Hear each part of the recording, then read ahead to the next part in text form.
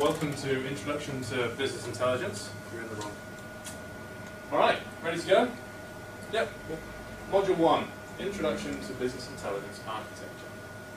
So a few objectives for the session. We're going to cover a typical business intelligence architecture overview. It consists of source systems, staging environment, data warehouse, and data marts are the four key main areas that we'll focus on.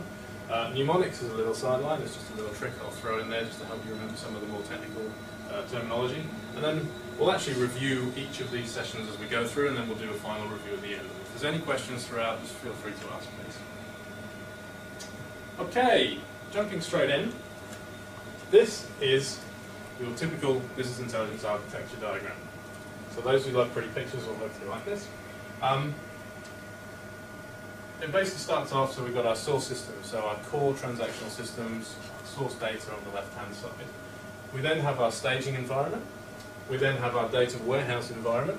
We then have our data marts or cubes, and then we get to the more familiar reporting layer that you're probably all used to. So what I'm going to do is cover these four components here in a bit more detail today.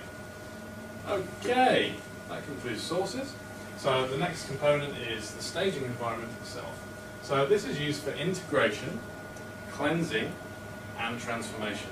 ICT. Really important to remember. I'll show you a little way to remember that in a minute. It contains limited history, so we want it to be very quick. We don't want to store a whole load of history in there. It also is a good place for handling errors, so data quality. And it adopts the same naming convention as the source system, so you can trace back. So it allows for easy management. Okay, so they're really important. So dimensional is putting it into your sort of subject areas, your descriptive values that you want to slice and dice, product, customer, that kind of stuff. Business naming is essential because we want the business to understand what it is they're looking at and not be some technical field code or something that nobody understands. And denormalizing is important for performance. Data warehouses are usually subject orientated as well, so they usually split down into sort of subject areas or department areas and that kind of stuff. And they utilize on a technical level surrogate keys, which is another performance thing. Don't worry too much about that, we cover that in the weekly module. So finally, the data mart. So the data mart is similar to the data warehouse, but it's a subset of data. So it's focused on more specific subject areas or departmental areas are the two most common. And it can be relational or multi-dimensional. That's it.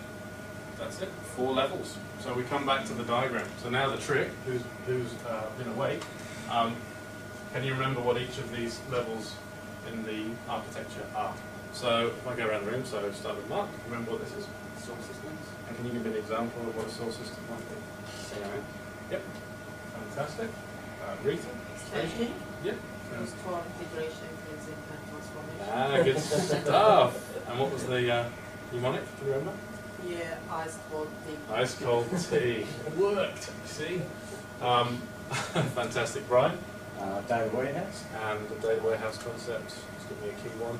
Summarised information. Fantastic. And finally the dev. That's the data mart. So that's an extra level of summary, and it's for a specific department or subject. So a bit more focused. Fantastic. And then of course the reporting and analytics sits on top of the data mart. Perfect. Excellent. Okay, well that's the end of module 1. Fantastic. So, any questions before we wrap up this session and have a bit of a break?